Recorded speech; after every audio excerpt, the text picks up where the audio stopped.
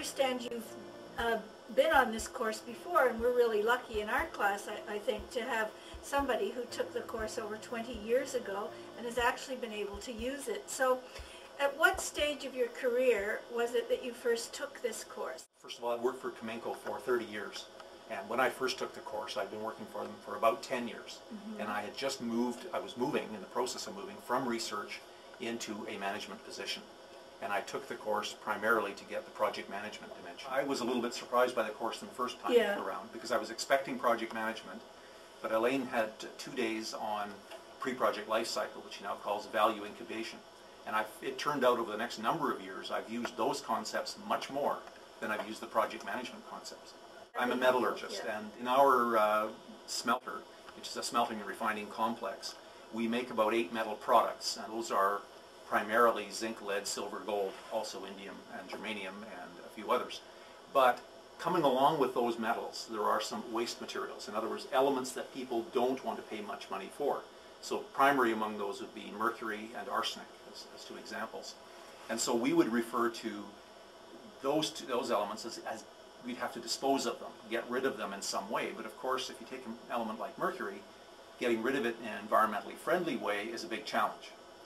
So this led to a very interesting project for me. Back in the 70s, Comenco had actually installed a process to capture mercury as calomel. But then we had a bit of a surprise event around the end of the 80s where our customer for that previous period of time wouldn't take anymore. So our stockpile started growing, and in only a year or two, we had a stockpile of over 120 tons of calomel was the material. So it's mercury chloride. And suddenly our management and a number of the other stakeholders in the community were starting to be concerned about this mercury stockpile that we were building as a waste material, and we had no plans to get rid of it. So clearly I was given, one of the projects I was given was to eliminate that stockpile. So I ended up exploring a large number of options with a large variety of stakeholders. And of course, I said a surprise event, and that's precisely what it was. It took quite a while to build a critical mass that would agree that we had to make a change. Why not just keep stockpiling it? The opportunity that we'd had to sell it would come again. Well, really I didn't believe that, and we knew the world had changed. So gradually what we did was developed all of the options we could possibly think of for either reselling the mercury, recycling it, disposing of it, stabilizing it, landfilling it, and to find people who we could get on side for different options, because they were quite expensive. And what I would now refer to as the dominant coalition, there was only 1 or 2 people that I had to convince, but it was big money I was asking them to spend to resolve this mercury problem.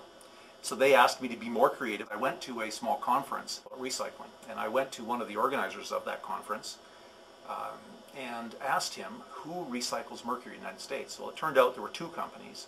One is large, but does it only internally and isn't really interested in doing it for other people. The other was very small. And so I approached a very small company with the help of this individual who was organizing the conference. So he had an interest as an F4 because he was interested in growing his conference about recycling. He liked to see success stories, and that was his only interest in the mercury problem. But when I got together with this small company, they were interested. They were telling me that they were recycling mercury from fluorescent light bulbs. And they were running out of supply because they had created quite a market for themselves to sell mercury but couldn't supply it. So I offered to help them with that by giving them quite a bit of calomel. And then when they looked at that chemically, they said, well, we can't take calomel. So I said, well, I'll look at what I can do with that. So when I went home, what I did was I contacted a 3rd company and said, could you help us to develop a process for the recycling company? And they did that. So what I did was I brought together the company who needed the mercury, we who needed to dispose of it, and this little engineering company who could help to develop the process for them, not for us. And we paid the engineering company to do that. And it took a number of years, and it took quite a bit of getting various of our managers on board, building some consensus, and to the point where when this project finally became a project in terms of installing it at the recycling company, what we did was, and it was really a strategy that we used, and I wish at the time we had had a strategy grid to be able to build this up around. It's a very nice tool that I became aware of later. We paid them an excessively high tolling fee for the first number of tons of our material that they processed through that tolling fee, they managed to pay off the investment they had made in that additional process, and then have taken our material, and in a period of only 2 years, they completely drew down our stockpile to zero, satisfied all the people in the community, satisfied our management at quite a low cost, because what I did was we paid them $1,000 a ton to use the mercury up, which became a product for them. And once they paid off their initial investment, they were now hungry for more material and have continued to take it. And that was a success, I suppose, Yeah, that's successfully really impressive. operating in 1995, and it has operated to this day. It sounds like you really learned, you really were a star student. One of the concepts that we use very extensively, and it's really not just due to Alain's work, but is pilot plants. And so we frequently will, when we're starting out on a project, have a very, very small scale. Frequently, I will say, we'll have a scouting test, followed by a bench scale test. What can you do on a tabletop? Followed by a pilot, followed by a demonstration, and then eventually build the plant. Yeah. And I've had a number of examples of that, and I'm actually embarking on a pretty interesting one today. But I've used the same concept in the computer modeling field. I've done a lot of computer modeling, and this is a bit longer story, but back in '79, I had built a computer model that I tried to sell, and I really didn't know a lot about stakeholders at the time, and it completely failed, internally selling that is, completely failed to convince management they wanted to use that program. Well, that was '79. And many years later, and as a result of many other projects, in '95 I thought I saw an opportunity to build that same, what it is a model of trail operations, and it's a metallurgical model. And I saw a certain piece of linear programming software for sale, and I got together with that company. They agreed to fund, well, we had to pay them some money, but to jointly do a pilot project. It failed miserably. So here I had lost credibility in '79, and I'd lost credibility in '95. Could have been so much worse. I had to get a number of stakeholders back on. I had turned them into F4s and F5s. Yeah. Now I had to get them back on my side, and I did that in '97. They took me out of the job I was in and said, in 2 years, make a go of it.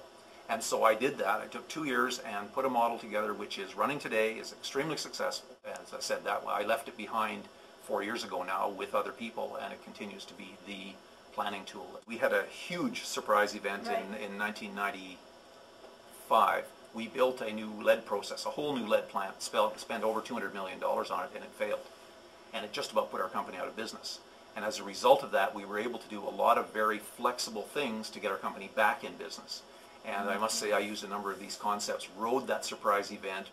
Through that, the learning of a number of the engineers in terms of how they could use a surprise event like that to change the culture.